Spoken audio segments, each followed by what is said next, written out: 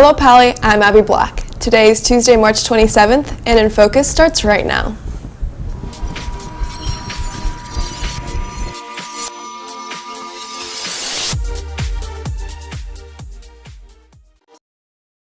Russia Mall fire in today's world news. Cooper Kim has more regarding the upcoming prom and more information on ASB elections. All that and more is coming up on today's show. Welcome to InFocus. Let's get started with our daily pick. We'd like to thank the Pally Speech and Debate for sending today's daily pick our way. And remember, anyone can send in a daily pick. Simply tweet it to us at Pally InFocus. Today's pick shows Dominic Thibault qualified for the national tournament for congressional debate at the Senate level. It's only the second time Pally has qualified anyone for the national tournament in at least a decade.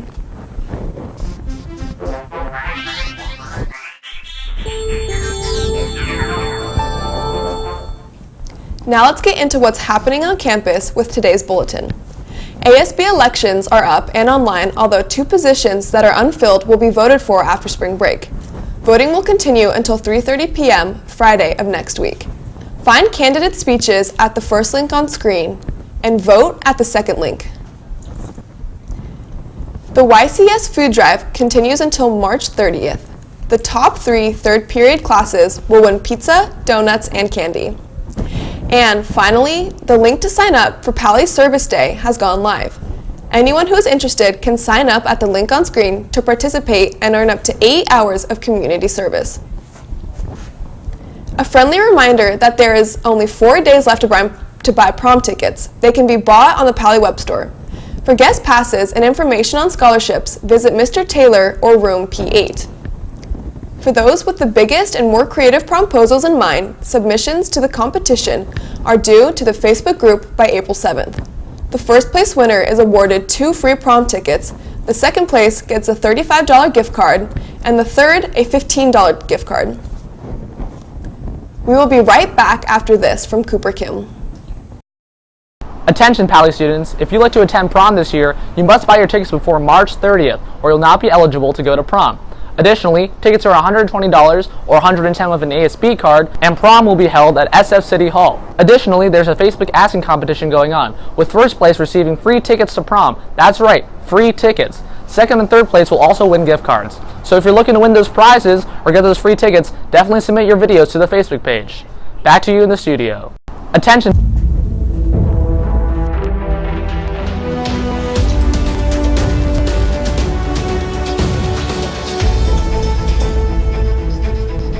Welcome back.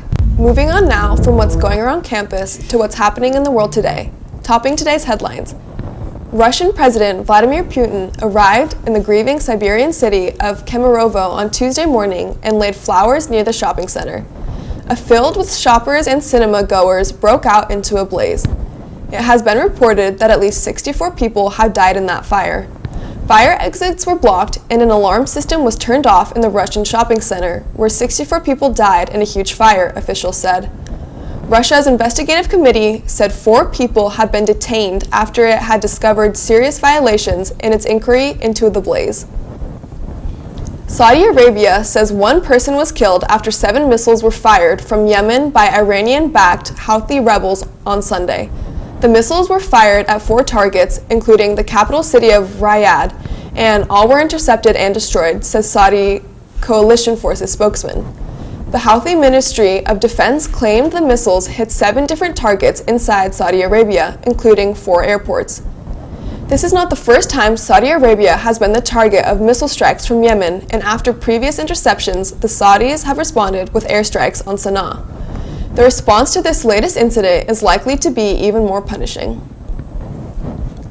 President Trump yesterday ordered the expulsion of 60 Russian intelligence officers in the United States and the closure of the Russian consulate in Seattle in response to the nerve agent attack on the ex-Russian spy in the UK.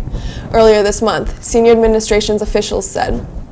Following in the footsteps of the UK of expelling Russian diplomats are meant to a Moscow that there will be consequences for their actions. The Seattle consulate is also being closed because of its proximity to Navy bases. U.S. officials said a total of 60 Russians are being expelled, including 48 at the Russian embassy and 12 at the United Nations. The individuals and their families have been given 7 days to leave the United States. Welcome back. Let's open up our history books and see what happened today in history. Today, in 1952, elements of the U.S. 8th Army reached the 38th parallel in Korea, the original dividing line between the two Koreas.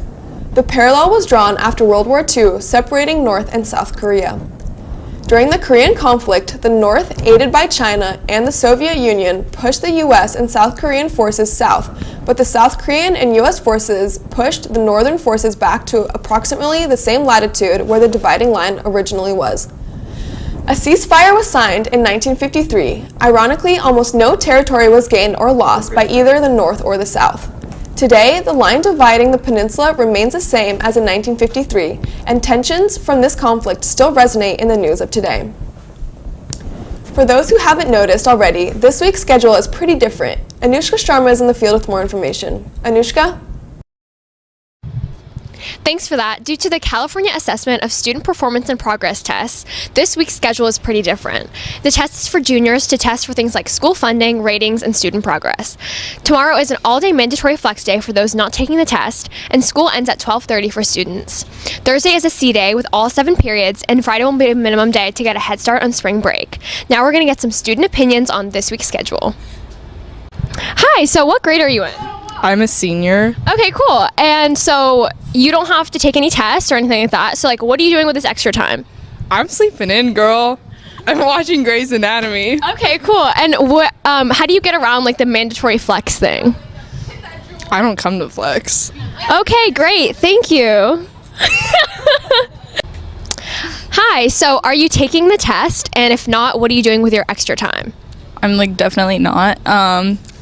I just like wake up and I listen to music, and then I like call my friends that aren't taking it, and I also sleep in because like who doesn't like sleeping in? The amount of students who have not opted out this year have risen by 10%, from 14% to 24%. So I think we can expect to see a larger rise next year. That's all for me. Back to you in the studio. Don't go anywhere, Pally. InFocus will be right back. Hi, what's up, Pally? My name is Resident Nevada, and I'm here to tell you that the next big thing has come to Pally. Did you lose your charger again? Are you tired of buying fake headphones from uncredible Pally students? Well, now try Palibay.